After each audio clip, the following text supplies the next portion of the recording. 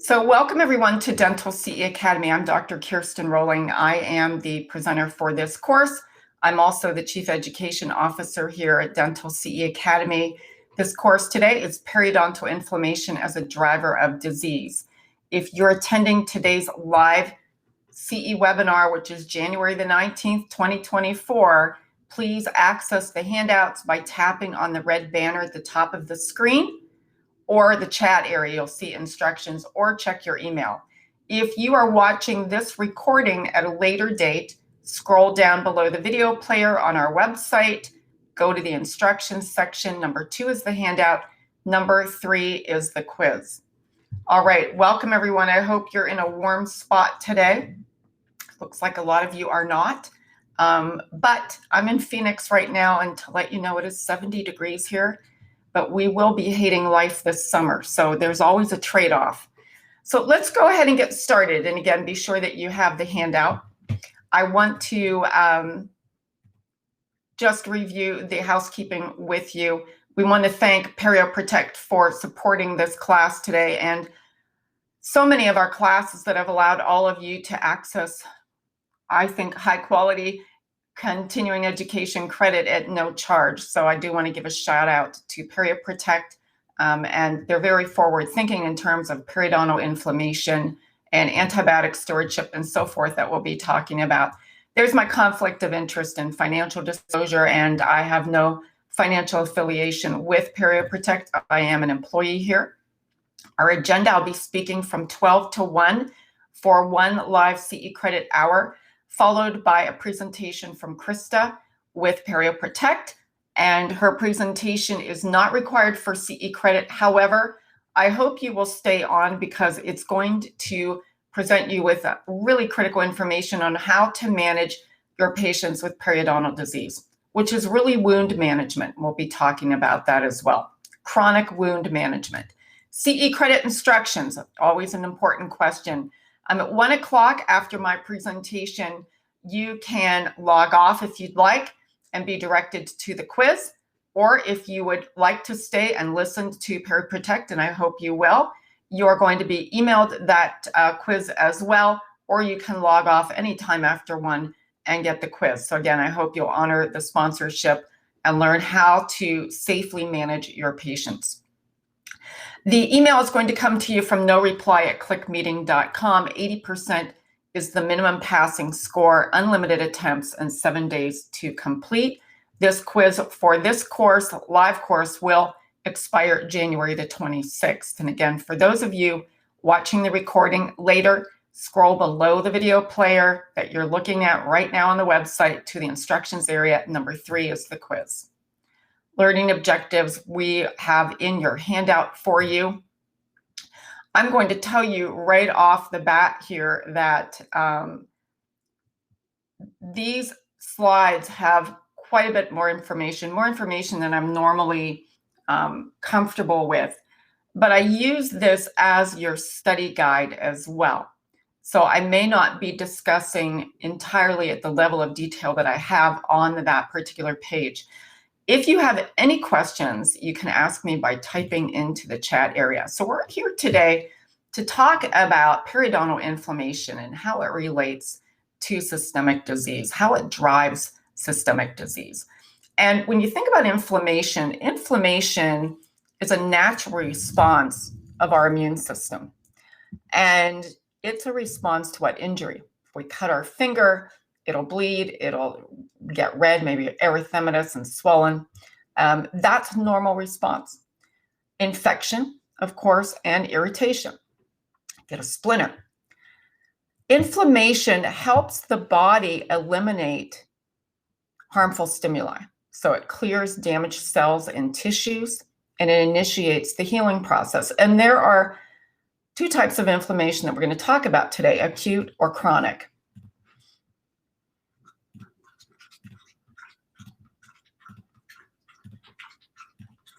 I see quite a few of you who have jumped on here today.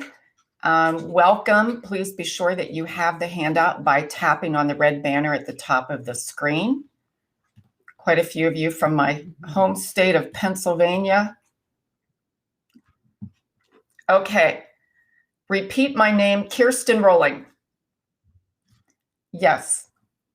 And we have a few from Phoenix and Tucson, so welcome everyone. So acute inflammation, when we talk about acute inflammation, we're talking about inflammation that was induced by tissue damage, again, trauma, pathogens, noxious compounds, and it starts rapidly. It becomes severe in a short time. And the symptoms of acute inflammation may last for a couple of days, like cellulitis or acute pneumonia. Subacute inflammation is the period between acute and chronic inflammation and may last 2 to 6 weeks.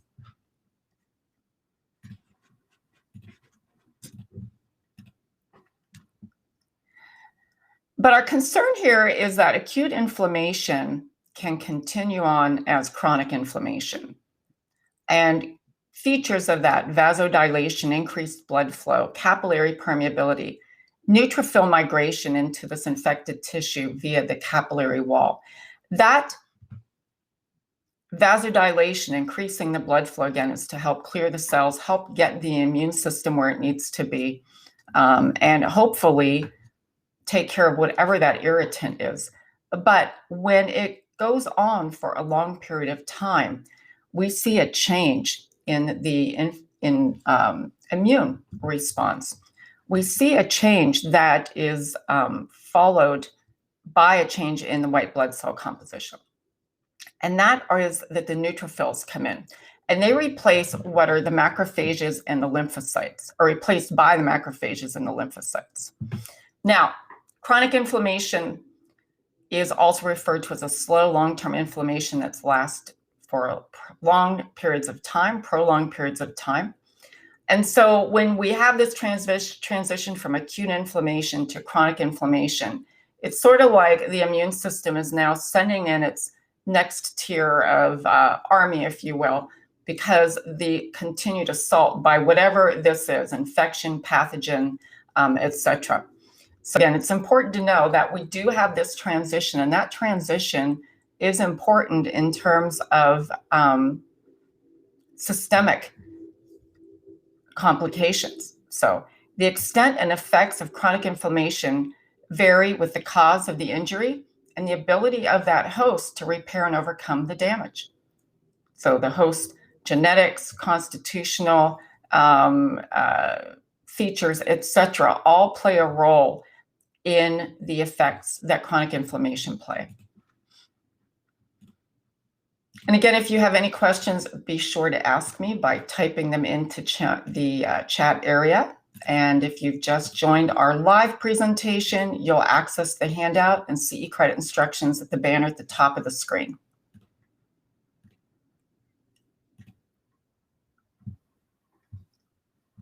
So chronic inflammation, infiltration of primary inflammatory cells. So we said the neutrophils, the first line, they're now replaced by macrophage, lymphocytes, and plasma cells in that tissue site that's being affected, right? And they're going to produce inflammatory cytokines, growth factors, enzymes. And these are important when we talk about periodontal disease because they all contribute to the progression of tissue damage and secondary repair, fibrosis, and granuloma formation. So in the case of chronic inflammation, pathophysiology, the tissue immune cells, macrophages, the dendritic cells, release cytokines, as we said, in response to what? Foreign or self-antigens. Self-antigens would be what? Autoimmune diseases, okay? And there are a multitude of interleukins here, cytokines and tumor necrosis factor alpha. I'm not going to get into the deep detail of all the interleukins and what their roles are. I want to give you the big picture here as best I can without overwhelming you all with the little details. But cytokines do what? They induce endothelial cells, the injury site, to release two things: selectins and integrins. Release other things, but selectins and integrins. This stimulates chemotaxis and diapedesis of circulating leukocytes. So again, signaling up the army here that, hey, there's a problem and we need to invade and take care of this problem. Now, macrophages and dendritic cells also help to clear antigens by phagocytosis, and release of cytokines. So when the initial circulating leukocytes, when they enter the local injury site, further activation by what? Cytokines and the chemokines, the army, secreted by these macrophage and dendritic cells. There are two types of chronic inflammation. One is called nonspecific proliferative, and this is what we're most accustomed to. I don't want to say most in a generalization. There are reasons why we may see granulomatous inflammation, certainly, but presence of nonspecific granulation tissue that's formed by the infiltration of the lymphocytes, the macrophage, plasma cells, and fibroblast proliferation. Now, as well as what? Connective tissue, vessels, epithelial cells. What would it be an example of that? Periodontal disease. Granulomatous inflammation. This is a specific chronic inflammatory response that is characterized by granulomas or nodular lesions. So if you remember back in your oral pathology days, giant cell tumors, Langhans, so forth. These are due to foreign body or chronic infection. Tuberculosis might be another example of that. The body walls up the infection and forms sort of this tumor sometimes, or granuloma.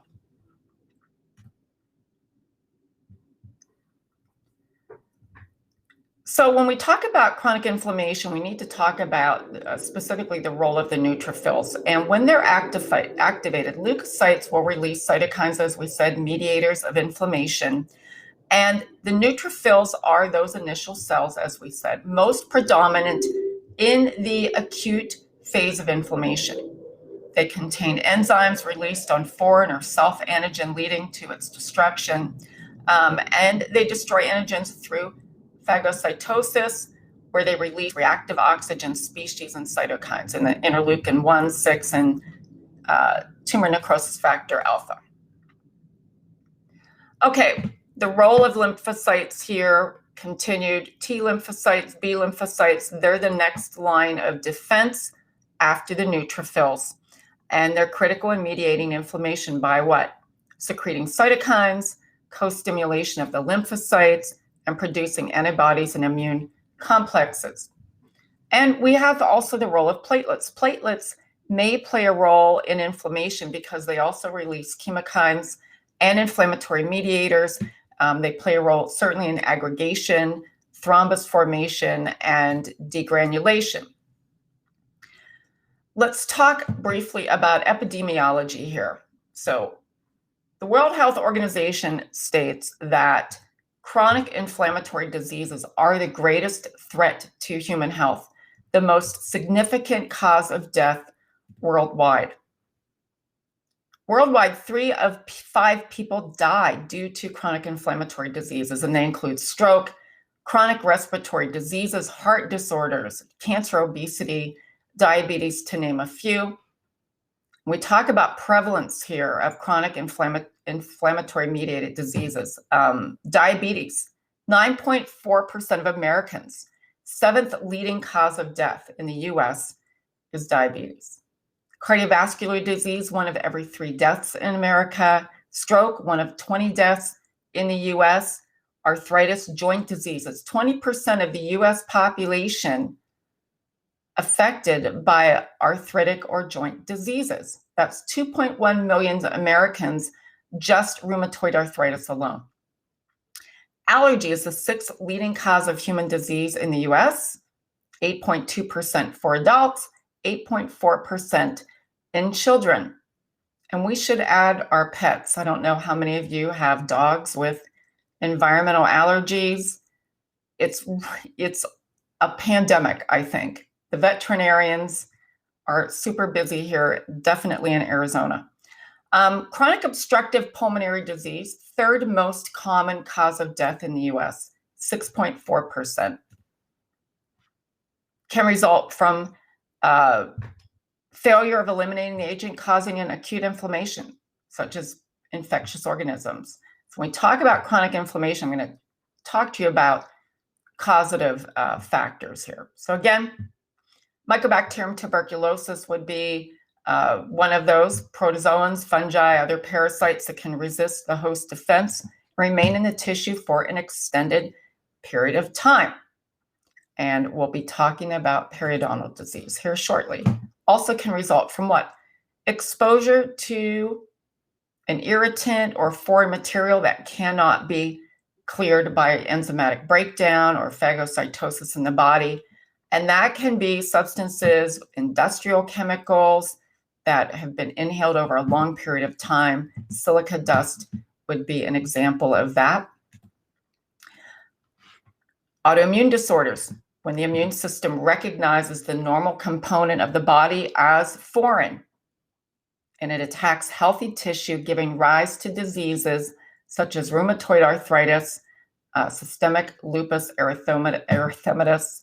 I have Hashimoto's thyroiditis, which I've had for more years than I care to think, and it's never really caused me an issue, but Hashimoto's can for some. It just means I'm on thyroid hormone for the rest of my life. Why? Because the body recognizes my thyroid gland as a foreign antigen.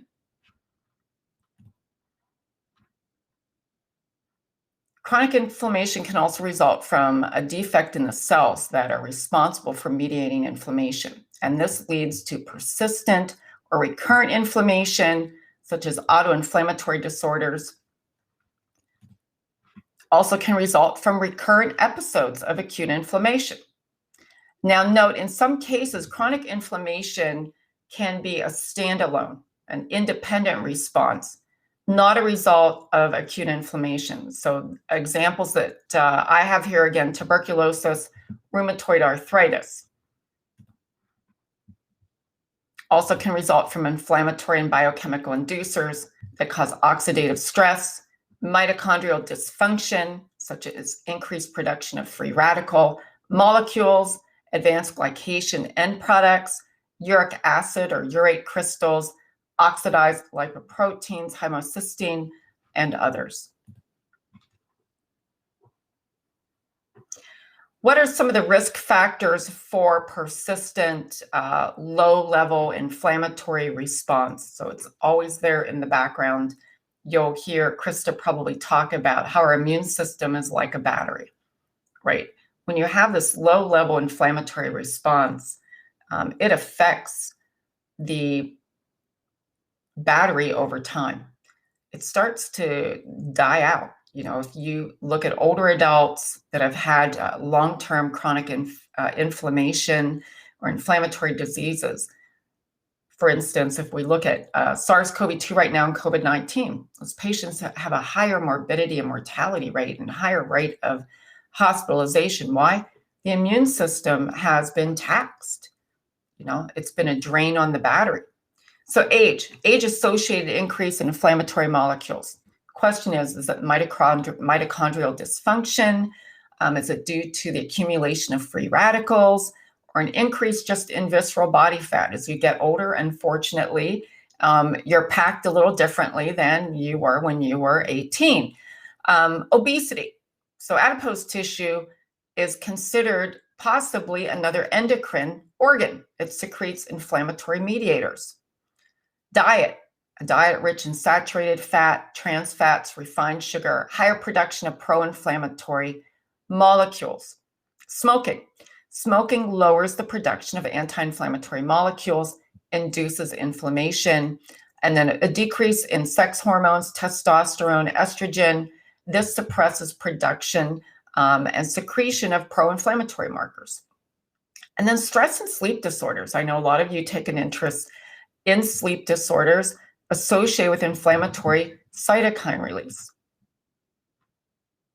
Symptoms of chronic inflammation outside of periodontal disease: body pain, arthralgia, myalgia, chronic fatigue, insomnia, mood disorders, anxiety, depression, gastrointestinal complications, weight gain, weight loss, frequent infections.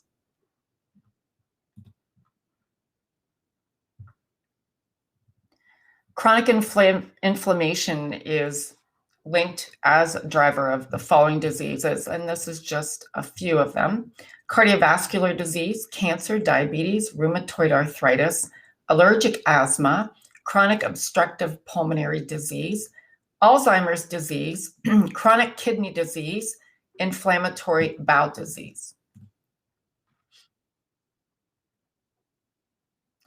So this is just an overall view of the periodontal, what they call periodontal comorbidities. And we're going to talk about some of these in a little bit more detail here. When you are considering a patient with chronic inflammation, and we consider diseases that can be driven by this inflammation, one that always comes to mind is cardiovascular, right? And it's thought that CRP, C-reactive protein, especially the high sensitivity test, can be a possible predictor of cardiovascular disease.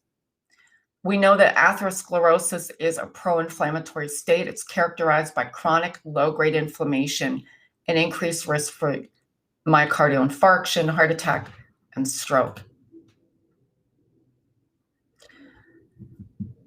Low-level inflammation, chronic low-level inflammation's role in cancers, kidney, prostate, ovarian, hepatocellular, pancreatic, colorectal, lung, and mesothelioma, excuse me.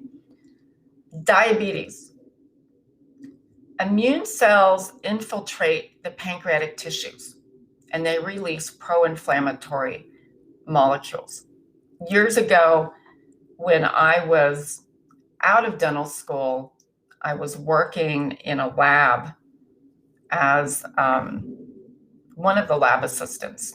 I was studying endocrine disorders, and so I really got very lucky and was in a lab studying diabetes and looking at exactly this. And that was a long time ago. And my role was to dissect pancreatic tissue from 12-day-old mice embryos under a microscope. The areas, again, that they were looking at were inflammation. Okay. And biomarkers. So circulating and cellular biomarkers evidence that diabetes is a chronic inflammatory disease. Diabetes increases the risk of macrovascular complications, stroke, myocardial infarction, as well as microvascular complications, diabetic retinopathy, neuropathy, nephropathy, kidneys, right? So it's not just diabetes. Now diabetes is affecting these other systems.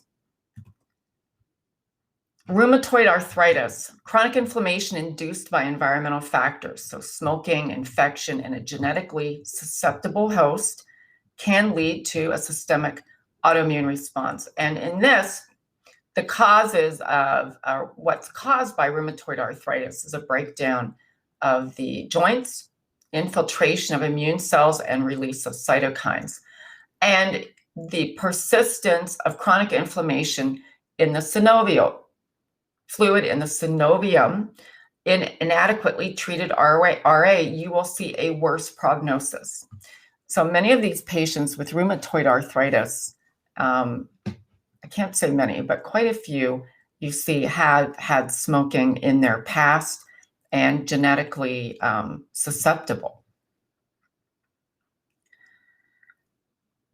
Allergic asthma, so chronic inflammatory disorders, inappropriate immune response and inflammation, and a result, you'll see a decline in airway function and tissue remodeling.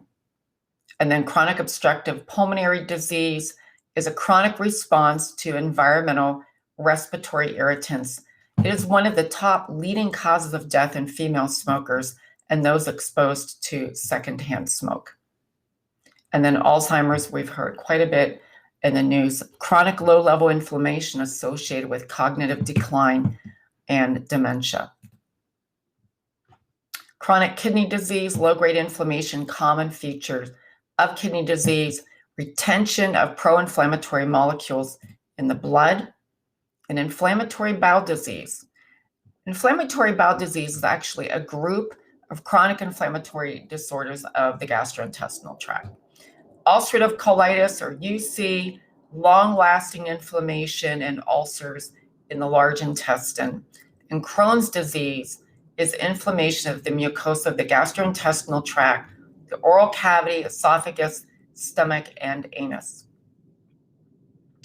What is some of the testing and diagnostics for these chronic inflammatory disease? Unfortunately, there are not really effective laboratory measures that are performed to assess patients for the level of chronic inflammation, right? Usually the testing is performed in association with other medical conditions or diseases.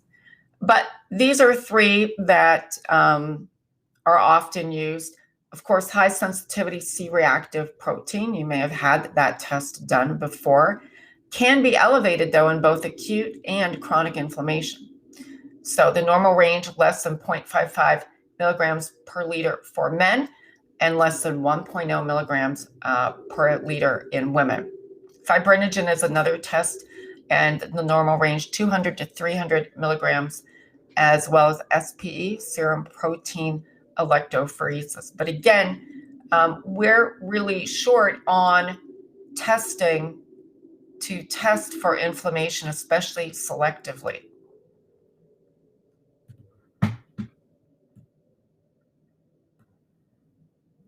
Okay, so periodontal inflammation and systemic illness.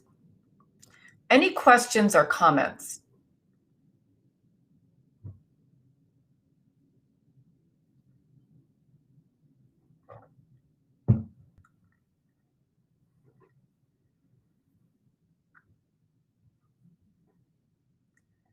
So when we talk about periodontal disease, we're really talking about an inflammatory disease that is due to infection or pathogenic invasion that can become chronic, often becomes chronic, and chronic periodontitis can develop systemically due to what? Unresolved hyperinflammation, disruption of the immune system, the innate immune system that we spoke of earlier, and the adaptive immune system.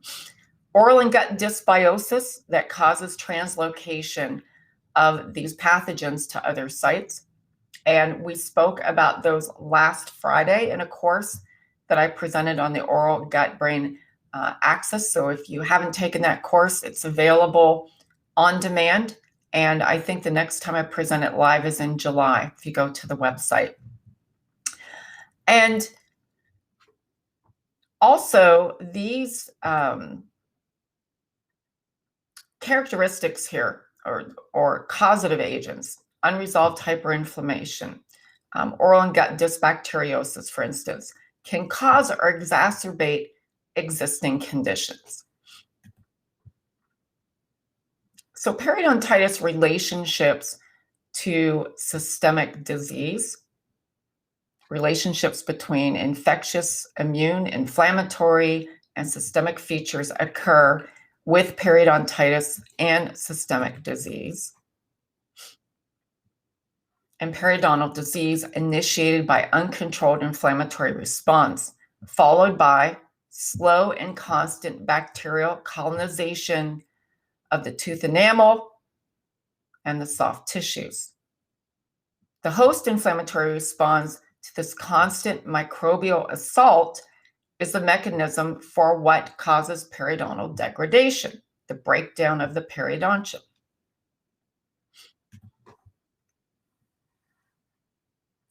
So as we discussed earlier with chronic inflammation, periodontal disease, and chronic periodontitis, pathogens trigger these leukocytes to release pro-inflammatory mediators. Cytokines lead to progression of chronic periodontitis, and that's the innate trigger for the innate immune response that we see. The pathogens further activate the second army, the acquired immune system, and exacerbates progression of the inflammatory response. And when this continues, the immune response, it can cause serious degradation to the periodontium. And this is a very good graphic of clinical evidence implicating periodontitis and the pathogenesis of systemic inflammation. And we kind of glossed over quite a bit of this. It is extremely complex, but it is the same as we described for chronic inflammation as we spoke of earlier on. So let's dive a little deeper here. Studies show a decrease in systemic inflammatory biomarkers following periodontal interventions and possible benefit in the reduction of cardiovascular risk, for instance. There is limited evidence to date on the effects long-term of cardiovascular events. So evidence is still needed, but there is definitely evidence out there. Studies need to be continued, which they are, to concur that periodontal intervention will prevent, for instance, atherosclerotic vascular disease or modify its outcomes.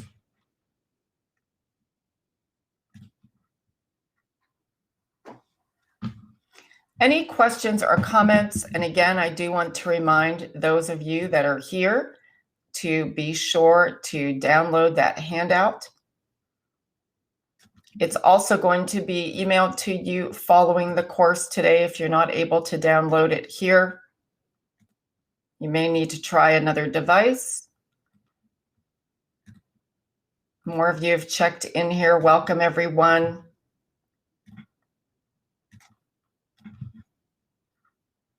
Ernestina, also Hashimoto's.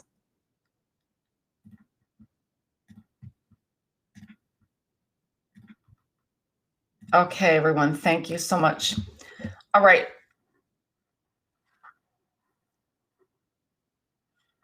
So last Friday, I spoke quite a bit about microbial dysbiosis or dysbacteriosis and how the oral microbiome and the gut microbiome each have a role in systemic illness, and then together how they affect each other as well.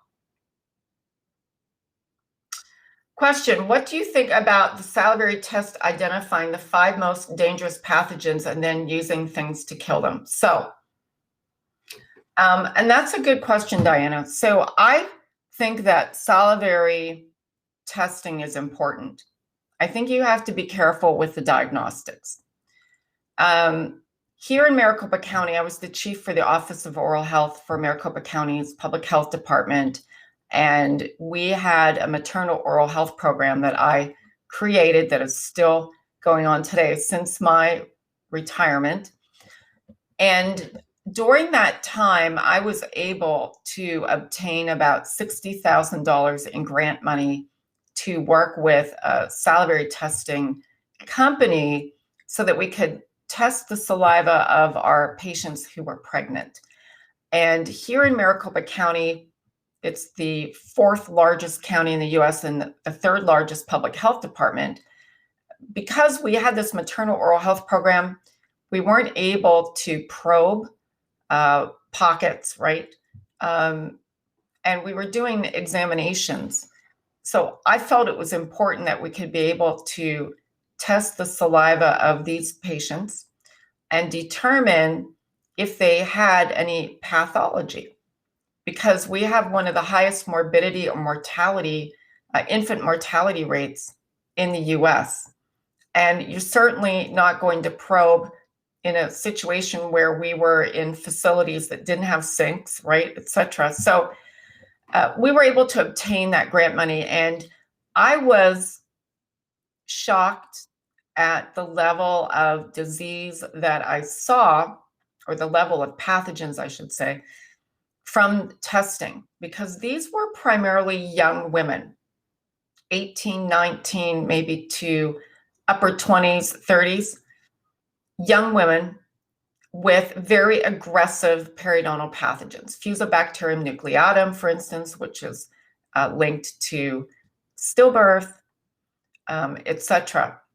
And I would have probably classified them as pregnancy gingivitis, just by looking at them. The fact that they were young, their tissues seemed to be puffy, And, when we probe, we're just probing for what? Architecture.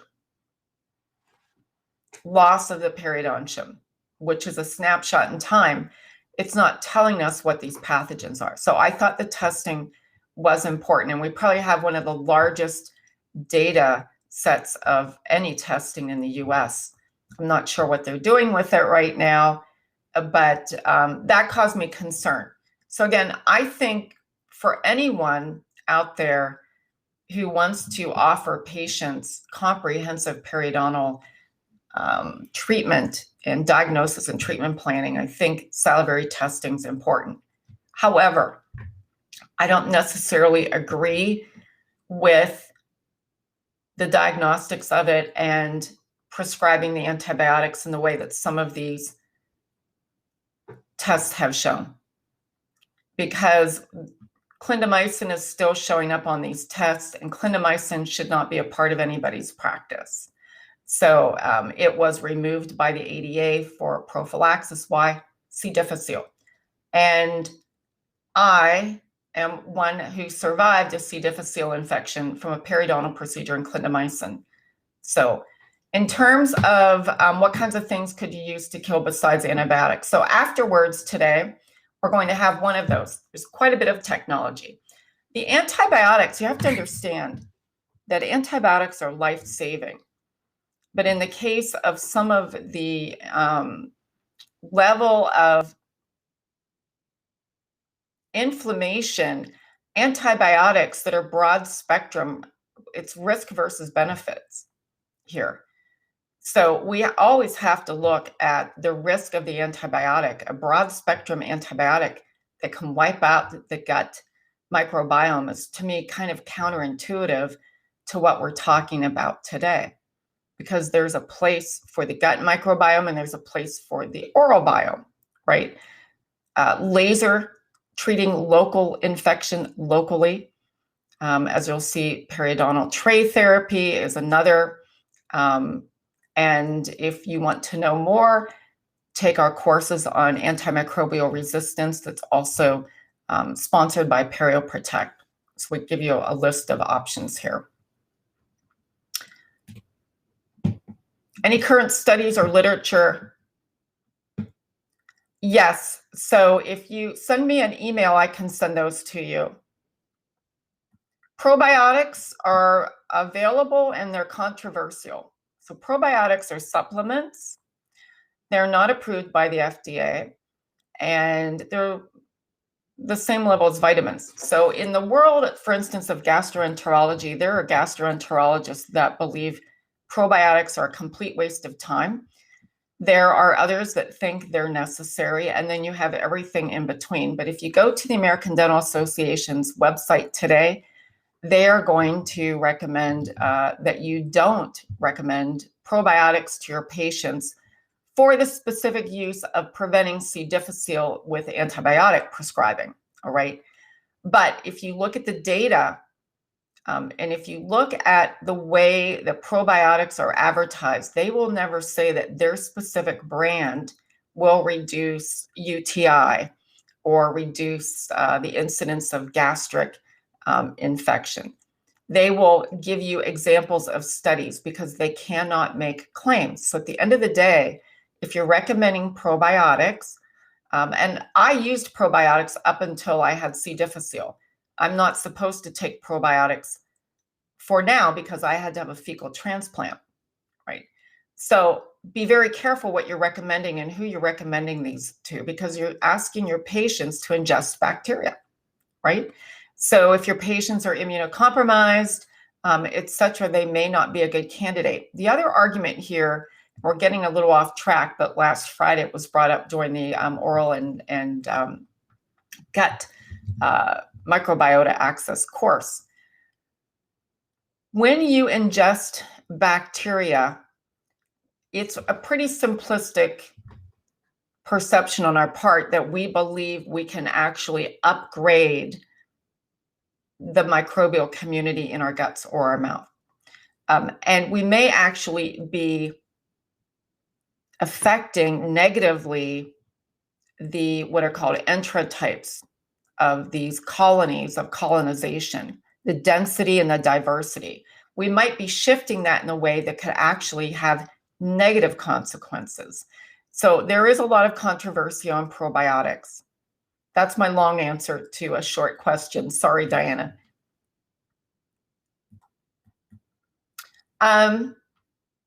Okay, I think I got through those questions. So again, I think salivary diagnostics has a place, or salivary testing, but you have to be careful with following diagnostics that are sent to you. And remember, you have a patient in the chair, and every patient is individual. And I think overall, the information that you're getting is pretty clear and it's concise, but everybody's different.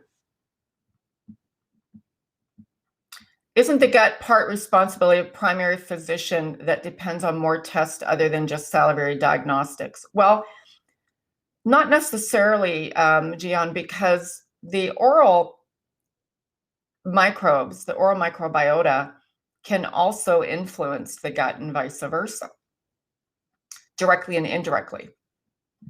It's our responsibility, and I'm going to get to this at the end of the presentation, to treat the whole patient as well. Okay, if I didn't get your question, please go ahead and put it in there for me. We won't be able to make the diagnosis. We won't be able to make the diagnosis, but we're also recommending some treatment that we don't have appropriate diagnosis for either. So we'll talk about that.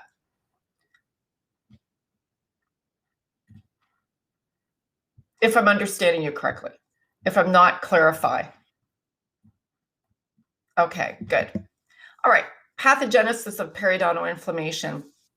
Again, microbial dysbacteriosis or dysbiosis, this disruption in the microbiome or microbiota homeostasis is because of an imbalance in the functional composition and metabolic activities of the microbial species. Those bacteria, virus, fungi, protozoans, amoeba, slime mold, etc., communicate with each other. They communicate with our cells, with the DNA in our cells. And this is just very simplistic. It's just a few things that these microbes do that are supposed to be there. When we prescribe an antibiotic, we disrupt that.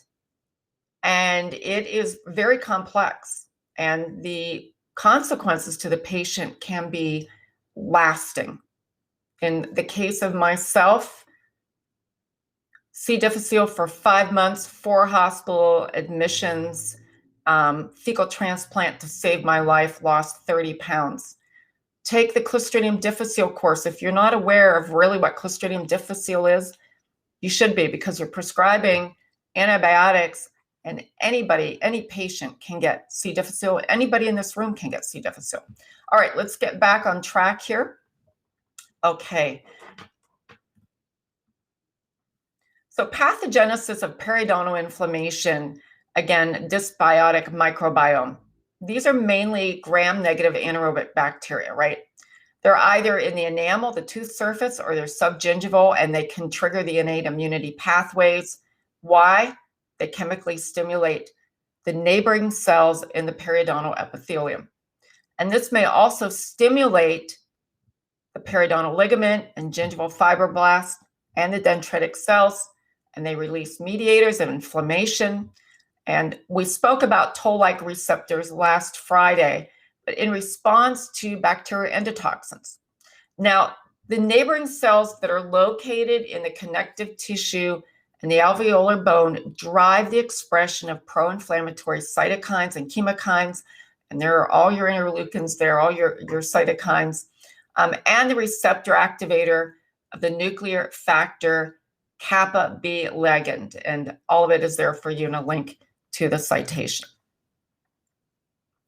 Its role in cellular physiology. So what happens here is that the tissue architecture and the cell physiology are involved in the onset and the development of periodontal disease and chronic periodontitis. The gingival epithelium is supposed to be intact, right? It's a mechanical barrier. to prevent and diminish bacterial invasion. If we think about the gut, it's the same situation. The gut mucosa is there to protect us, right? When gram-negative bacteria come in, and some case gram-positive, like Clostridium difficile, and they produce a toxin and a colitis, that barrier is broken down, and you end up with junctions that are gapped. Leaky gut is a situation, and the bacteria then can seep into the bloodstream. That's what we have here. Very much similar. Microbial stress impacts the gingival epithelial barrier by what? Enhancing the decay of the junctional complex, those cells, inducing neutrophil migration via chemokine activity. Neutrophils also secrete proteases, these proteins, enzymes that disrupt the epithelial barrier of the junctional epithelium. And so that allows these pathogens to enter the bloodstream.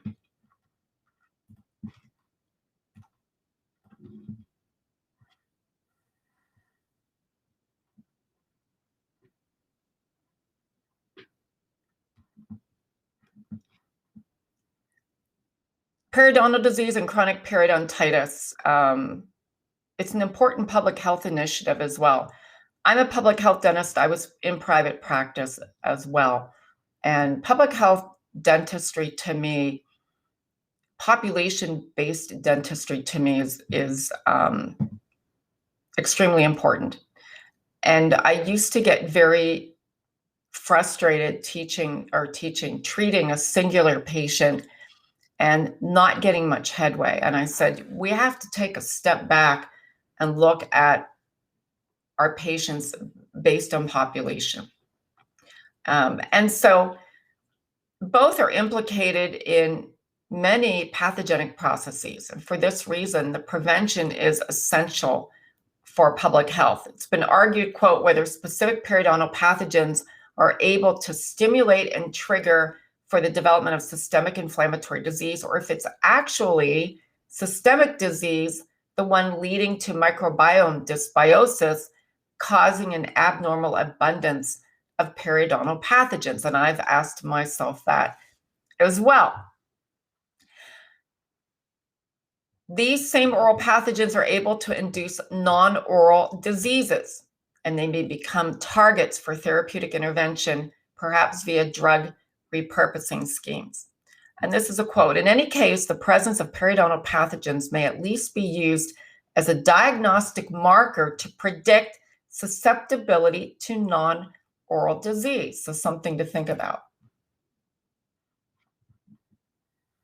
This is a graphic on microbial imbalance, irregular immune response, chronic periodontitis may exert systemic or distant effects and could lead to the activation of other disorders that share common inflammatory pathways. And we spoke earlier about chronic inflammation and rheumatoid arthritis, as well as SLE, diabetes, GI diseases, chronic respiratory disease, cancer, cardiovascular, and neurological diseases, Alzheimer's. We also have pregnancy complications, which I did not do a deep dive in today. We only have an hour, and anemia of chronic diseases. And what they've left out here is allergy. So in closing here, we know that chronic inflammatory disease is a public health threat. We know that we have patients that are walking into our practice on a daily basis with chronic inflammatory disease, as well as periodontal disease.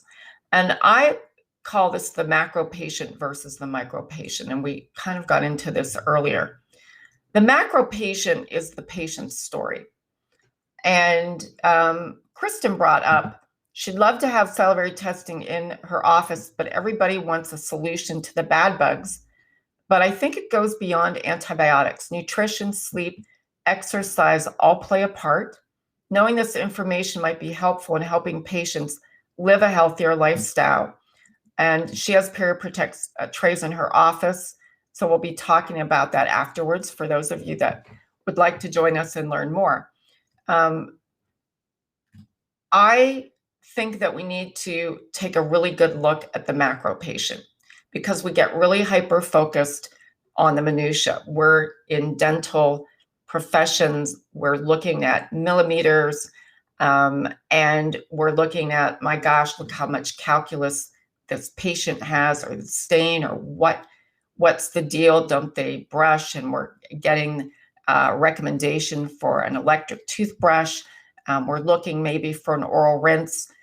Somebody asked earlier, what can we use besides antibiotics? There are some oral rinses out there that have great efficacy. Molecular iodine is one of those. But I would urge you to, again, find out the patient's story. When you have an evaluation, and I know that you're pressed for time, find out who that person is. What's their story? Because their story is going to lead you to more effective treatment planning and probably more effective treatment outcomes if you have time to hear their story and ask the right questions. If you have a patient who's experienced trauma, for instance, or their husband just passed away, or they're not sure how they're going to make their rent payment next month, those patients have a story.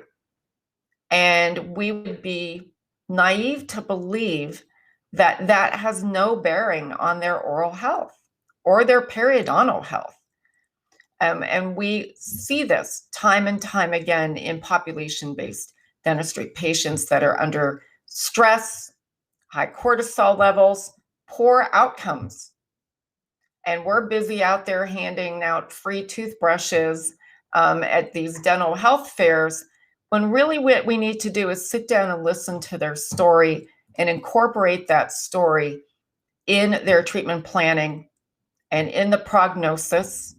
So we know who this patient is, we know what their challenges are going to be, and we're going to have more of an overall idea of how that's impacting their immune system, for instance, and inflammation, leading to more chronic inflammation.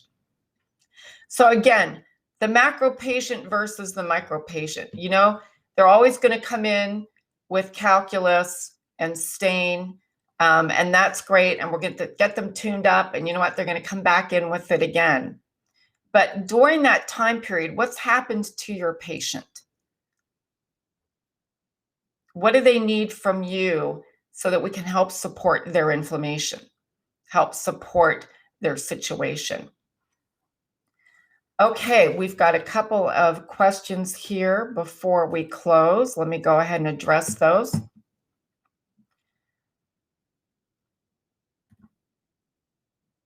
Yeah, Eileen works in an FQHC, see lots of perio, I agree, lots of lifestyles. You know, I think a lot about my situation with C. difficile and how if it was a patient that I had, what my approach would have been, because C. difficile, and this is just an example of a serious infection that has lasting consequences. And I was creating this course, I thought about the fact that, first of all, I had a fecal transplant. So my gut microbiota is a donor, and I never met that person. Okay. It came through open biome, FDA approved. I don't know what their health history is, but fecal transplants can change your immune system. And it's definitely altered some things for me. And the first few months after I was treated, which stopped the C. difficile infection, I had arthralgia, post-infectious arthralgia. I have post-infectious IBS. I never had IBS before. So it makes you think. And I don't think we in dentistry have even scratched the surface yet in terms of inflammation and its effects. I don't think we're even close. I do know this. I do know that we have to address the entire patient and the inflammation, because the data is there. Now, Some of the data doesn't support treating it is going to get us to 100%. But you can't tell me that these patients that are walking around with chronic open wounds in their mouths, that it's not impacting their health, and that by treating it, we're not going to have some effect on getting them back to baseline. Question about clindamycin. Okay, I don't want to go too deep into the antibiotics. We have a whole course dedicated to this. Would you prescribe clindamycin to elderly after periodontal surgery? I would, and you can quote me on this, Julia, never, never, never, ever prescribe clindamycin. Clindamycin should be removed from your practices. And if you're not sure about that, we have 2 courses on our website right now. One by Dr. Tom Palmeyer from the American Dental Association. He has a 3.5-hour lecture on antibiotics. He's going to tell you the very few cases that you should ever consider clindamycin. And for most of you, you'd never even have a patient walk like that in your practice needing it. The American Dental Association has removed clindamycin from the guidelines for joint replacement and cardiac considerations in 2017 and 2021. Why? Because dentists are getting sued by the patients now that are developing C. difficile. That's number one. And number two, Clostridium difficile infects 500,000 every year, and it claims the lives of 30,000. It's one of top 4 antibiotic resistant threats, with the greatest number of deaths and the second greatest number of cases. So if you hear Dr. Palmeyer, the other course is by Dr. Deborah Goff, also on our website. She's an infectious diseases expert. She lectures to dentists. Both of those courses are there at no charge.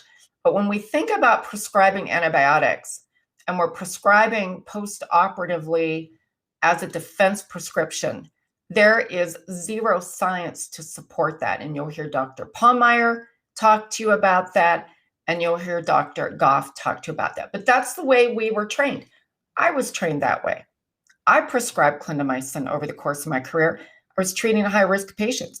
Clindamycin is a great antibiotic for what we need, but we can't prescribe it anymore because it's killing people. Not very effective, can cause resistance. Yep, 88 states. So clindamycin is the worst. Tina, have your dentist take the course. So Arrestin minocycline is in very small amounts. It's more localized, but any antibiotic and any administration can cause C. difficile. Now, I spoke to the medical director for Arrestin. They have no C. difficile cases reported. However, your patient's not going to report it if they did, because they wouldn't make the connection. So patients with cataract surgery that have clindamycin eye drops, or what's the other one? Fluoroquinolone, another fluoroquinolone. Eye drops can develop C. difficile. Clindamycin topically for acne. When I had C. diff, the physician that was treating me initially had a 17-year-old in his practice who had been on amoxicillin for 3rd molar extractions. No risk factors. So I want to drive home to you all that antibiotics have to be used judiciously. Dentists are the #1 prescribers of clindamycin outside of a hospital setting, and we're not supposed to be recommending it for prophylaxis. Many of you may not be up to date on that material. The course is there for you at no charge.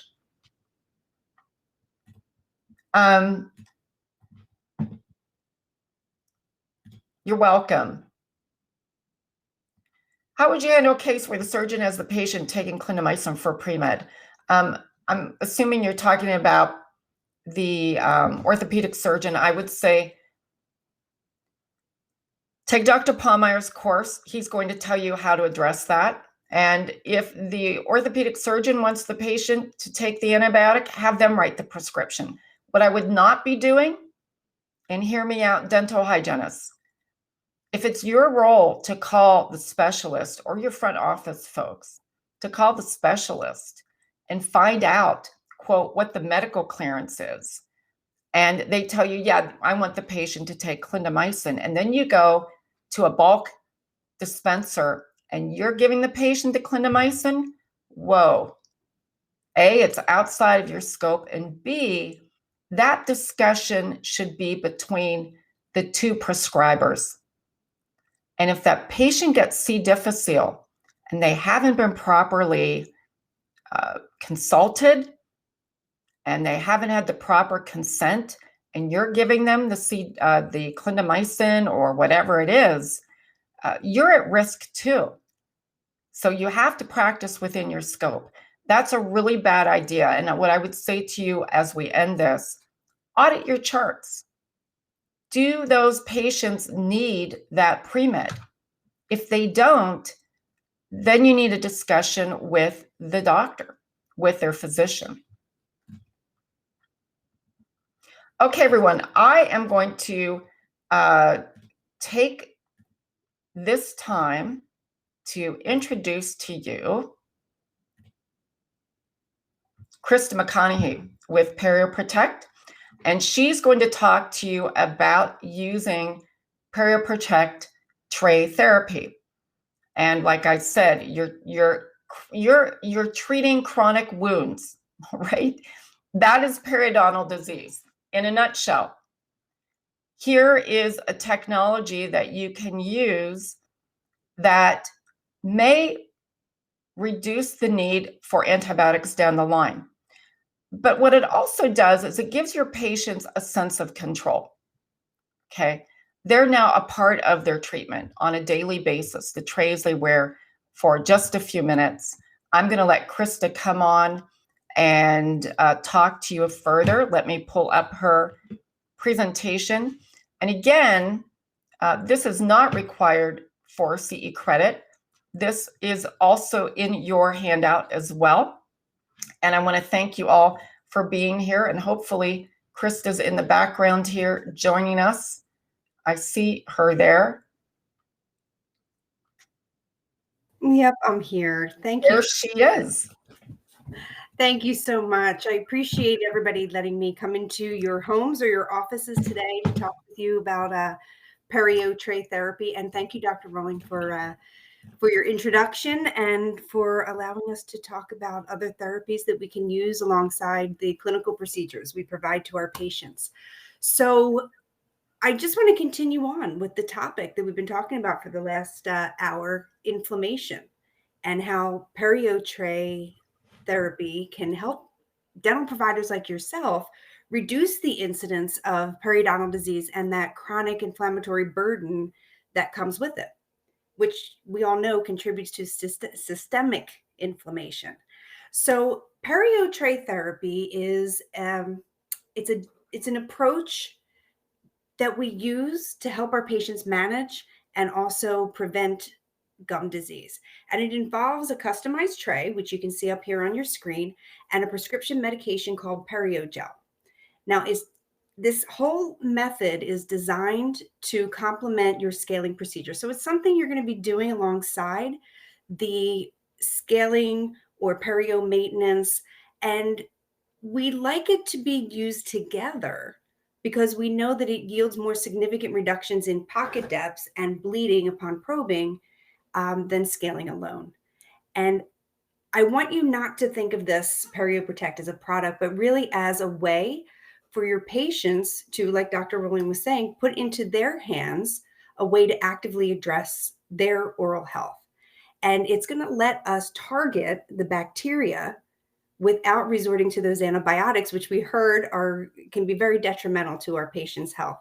So we need a method that's going to help us focus on the disease diagnosis, early and effective treatment, so that we get those long-term effects that we're looking for our patients. So if you haven't seen the trays before, This is what they look like. It is the only prescription periodontal tray with FDA clearance, and it delivers medication deep into pockets as deep as 9 millimeters. And we have research that shows the efficacy of our trays, and it will help your patients with use to control the bacterial infection in those areas that they can't reach. Okay. So we have many different clinical trials, and we've been doing this since 2005, and thousands of cases. So we're talking periodontal patients in thousands of offices across the United States that show that with perio tray therapy and perio gel use, which is the medication you're going to be using, we get predictable outcomes. We have easier practice workflows. We have more successful office growth because we see that these clinical trials demonstrate significant decrease in pocket depths and bleeding. And it helps your patients and your practice, which is what we want. We want to help your patients, your practice. We want your clinicians to have happier and healthier appointments. We want everyone to be happy all the way around, right? So the medication that you use in the perio trays is a 1.7% hydrogen peroxide gel rather. And it is an FDA-approved oral debriding agent and an oral wound cleanser, and it reduces the biofilm on the tooth and the root surface to reduce your patient's risk of periodontal disease. What the hydrogen peroxide does is it releases oxygen, and that oxygen gets into those deep pockets, changes the whole microenvironment in those pockets so that healthy bacteria repopulate at the expense of the pathogens. Okay. Now, if you guys have been around dentistry as long as I have, you probably heard about hydrogen peroxide and how years ago they said that it may not be safe for patients. But we know that with use, the perio tray gel is safe to use. Okay. Any percentage of 3% or less is safe to use on a daily basis. Now, in this study here done by Dr. Marshall here, we are talking about hydrogen peroxide. So what they were doing was when hydrogen peroxide came out for whitening, they were testing to see its safety. And what they found was that everybody was safe to use every day. But what they did find was some pretty exciting results. They found that it was helping patients with periodontal disease. Patients were coming back with less plaque. They had an enhanced wound healing. There was less bleeding, less inflammation. But the problem that they found was that the hydrogen peroxide had no way to get into the pocket and stay there. Okay. So we needed to figure out a way to help our patients get this medication deep into the pockets, because what we see every day is this, right? We see patients coming into the offices looking like this every single day. Okay, so let's look at a typical hygiene appointment, right? We greet our patient, we do the medical history, we take some x-rays, we do our perio charting, right? We see plaque, we see some pocketing, we see bleeding. And what do most of us tell our patients, right? We tell them, brush and floss better, right? But we know that the bristles are not going to go anywhere close to the base of those pockets, right? Goes down what, 2.5 millimeters at most, right? So what we're going to find is that we are telling our patients to do something that's not necessarily going to be working for them, right? So we're going to continue to see our patients coming back looking like this. So it's just we're constantly being stuck on repeat. So we constantly see this chronic inflammatory burden on our patients. So they're getting sicker every time that we see them, okay? This bacteria grows back pretty quickly, okay? We start cleaning out those patients and all of a sudden that bacteria just starts to multiply all over again, right? Doing SRPs alone only removes deposits. These pathogens are going to continue to grow back, okay?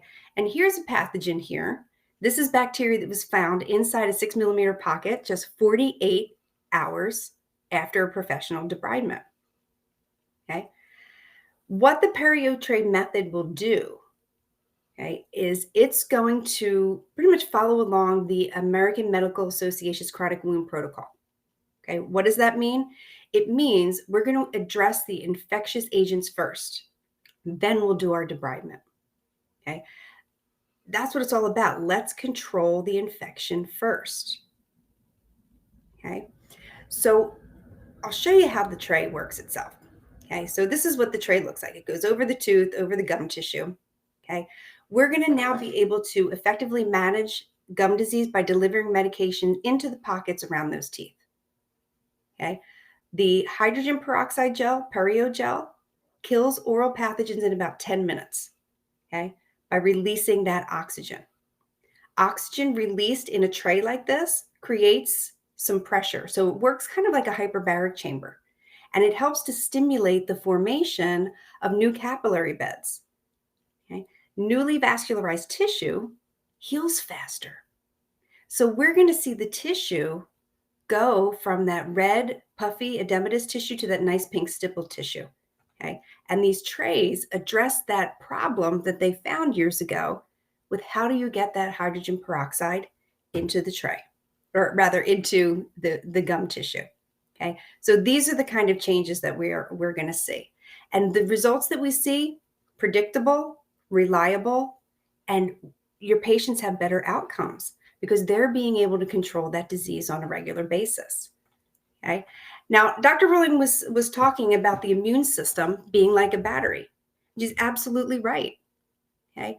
The body's immune system acts like a battery. The more demand you put on it, the quicker it's going to fade. So if you have a patient who has another inflammatory issue and gum disease at the same time, we're going to see the body's immune system splitting itself up and only using 50% of what it used to on your diabetes or whatnot. Okay. Now, the best time to intervene with perio tray therapy and periodontal therapy in general is at the first sign of bleeding. Okay. Early intervention means that our patients have less invasive and more conservative treatments. That's what we want. We don't want our patients to need surgery, right? So what I ask is that you count your patients' bleeding sites. Now, as a hygienist myself, I always checked in on my patients' bleeding. Why? Because we know that patients have a higher incidence of attachment loss if there is bleeding occurring. Okay. Bleeding is the first sign of infection. Okay. In this study, they found that men approaching the age of 60 and above, now this is a 26-year study, those who bled on probing had 70% more attachment loss than those who did not. Okay. So what we want for our patients is to have as close to 0 bleeding points as possible. Okay. Now, patients are now getting implants too, right? If your patients have periodontal disease and an implant, they have a higher rate of that implant failing, right? So it's all about the bacteria. Okay. Now, in this this slide here shows you what happens when you apply the hydrogen peroxide gel through the perio tray to the biofilm. Okay. Within 10 minutes, the hydrogen peroxide kills off the bacteria that's associated with periodontal disease. So in just 10 minutes, your patients are going to be able to get healthier. Okay. Now, I really want you to think about what ideal health looks like in your practice. Okay. Is a healthy one where you have 25% bleeding, 10% bleeding? What is okay? Okay. As healthcare providers, we should be aiming for 0, right? 0 bleeding points. And it's possible. We just have to do those diagnoses, and we have to use science to determine what is best for our patients. Okay. Now, as far as patient candidates go, you can use the perio trays for pretty much anyone. And the only patient you really can't use it on is somebody who's in active ortho. Okay. But you can start early with gingivitis. and do even your more advanced cases too. Okay, and most patients like the perio trays because with a low concentration of hydrogen peroxide, 1.7%, your patients are going to start having a brighter smile. Okay, not only that, we're going to be able to help your patients reduce the risk of losing bone, help them avoid another round of scaling, maybe reduce their need for more surgery. And again, they're going to have easier appointments, not just for the patients, think about you too, right? And it's going to help them with their general health too. Okay. Now, each one of these tubes, and you'll get 3 when you start prescribing perio trays to your patients. When you get your cases, you're going to get 3 tubes of gel. The first tube, okay, all tubes are going to last 45 treatments. Okay. And you're going to see over time when your patients start consistently using it and you use your hands too. So we're using patients' hands and your hands. You're going to see results that look like this. Okay. Now we do have Perio Protect Advanced where you can see cases where there's bone growth. These are actually cases that were submitted to us by some of our providers. Okay. These cases that I'm showing you here, these were done without periodontal surgery. Okay. I know, it's wild. It's wild. These are actual patients. This was a case where the patient's main concern was mobility. And while we have limited bone growth there, we still see that this patient is getting healthier and at the 10-month mark here, no mobility. Okay. So when we're presenting patients with their periodontal treatment, okay, we need to make sure that we're not setting them up for failure by giving them instructions to do something we know that doesn't work, right? Let's use that science that we know. Let's educate them on the condition that they have. Take intraoral photos, right? Let's incorporate their health histories into it too, okay? Because we know that patients who have systemic issues, okay, have a harder time controlling periodontal disease and vice versa. Okay, and Dr. Roling addressed many of these conditions in her course today. We can make a huge impact in our patients' health by looking at their histories, their health histories, and addressing the oral information, which is something that we can help them control. Okay, this was an interesting case that was given to us by one of our providers. Look at the change here in the patient's A1C levels. Okay. This patient's A1C level dropped from 9.3 down to 5.8. So he went from being a poorly controlled patient, diabetic patient, to a well-controlled patient. Okay. This was 2 months later without any scaling and root planing yet, okay, without any changes to diet, exercise, or medications. Okay. This is the impact that we can have on our patients by providing them with great in-office care, but also the right tools at home. Okay. So let's incorporate a tool into their daily regimen that delivers the medication they need into places that they need it, okay, places that they can reach comfortably and easily. Okay. All your patients need to do is open up the box, put in that gel, pop the trays in their mouth 10 to 15 minutes at a time. Okay. And they will be getting everything that you see here when you do send in your case to the Perio Protect lab. So they'll get their trays, a travel box, a home care storage caddy, a tube squeeze, 3 tubes of gel, everything that you need to do that delivery appointment. Okay. We do suggest that when you do your delivery that you try in the trays, cut open the tube, show your patients how much gel to use, and do the first tray with the patient. Okay. Now, I did see a question earlier about coding. We do have some codes that you can try to use to submit to your patient's benefit plan. Do understand that this is also a medical device. So you can also try to send this to your patient's medical. Okay. And they can use their flex spending and health savings plan for the trays too. Okay. And I do see a question here about how does it work on patients with severe sensitivity? You can use the perio trays to deliver medication, such as fluoride, in your patient's mouth too. So you definitely can use fluoride, and that's probably what I would do for a sensitive patient. Okay. The hydrogen peroxide itself does not cause sensitivity, okay, because it is a low dose, but I'm not going to say it never does. Okay. I did have one patient in my practice who did have sensitivity, but that was one out of a couple hundred. Okay. So all you need to do is sign up with Perio Protect. Okay. And I have a QR code for you here. Okay, we have some certification documents that just state you are a licensed dentist in your state, and that you do need to make these trays in an FDA registered lab because it is an FDA cleared medical device that you are using for chronic inflammatory infection. And set up a training with one of the trainers here. We'll be happy to Zoom in with your team, go over all the implementation steps, and help you get your team ready to provide perio trays for your patients.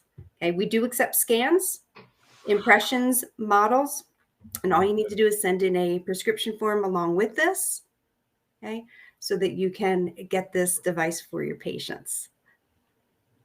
Hey, Krista, I wanted to also let folks know at the top of the screen is a blue banner. And if you tap on that blue banner, it will take you to Perio Protect's website, and you can register for training. There are also promotions for you all for attending today. So reach out that way, and there's some more information. And also, Krista's presentation is in your course folder as well. So if it's information you want to take back to your dental practices, you'll have it. Thank you, Michael. I appreciate it. I was just going to say, I see another question here about whitening teeth. Yes, since it is a low dose hydrogen peroxide gel, it will brighten teeth over time. It won't be as quickly, it won't happen as quickly as traditional whitening, but yes, over time it can. Any other questions here? Let's see. Lots of thank yous. Krista, can you talk very quickly about what if your patient is in some long-term treatment and you need to refabricate another set of trays? Is there something that Perio Protect has worked out with the practice? I recall Tanya saying something about that. Absolutely. So if your patient has had trays and they've graduated to a new one, or their dog ate their tray or whatnot, all you need to do is send in another prescription with a new scan and write on the prescription form, duplicate tray or second tray, and there'll be a discount applied. And team trays, we have team tray discount too. Great. And when they sign up with you all, what would the next step be? You're going to reach out and set up a Zoom conference with them? Okay. That's exactly what we'll do. Mm-hmm. How much is a tray usually for patients? That's from Summer. That's up to your office. The lab fee is typically about $250, and most offices will triple that. But I've seen practices go from $600 all the way up to $1,200 for specialties. And how often do they need to use it?